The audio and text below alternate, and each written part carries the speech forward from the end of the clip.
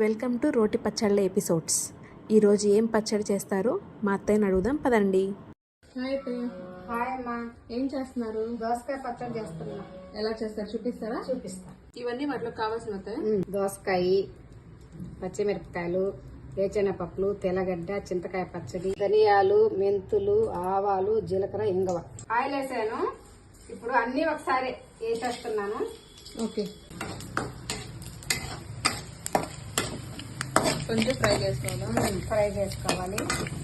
పచ్చిమిర్చి బాగా వాడాలి. ఫ్రై అయిపోయి ఆపేస్తున్నారు. ఇప్పుడు దంచుకోవడం ఇది. అంతే. ఓకే, ఉప్పు,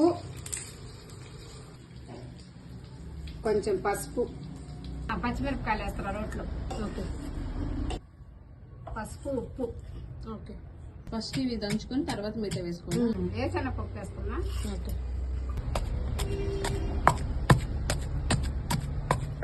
తెల్లగడ్డ, కొంచెం చింతకాయ పచ్చడి. Okay,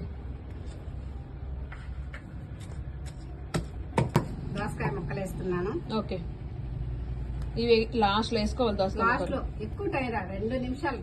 okay, ready. ఓకే. ఇంక మెదిపోయింది చేసుకోవడం. అంతే, తీసేస్తున్నాను. ఓకే,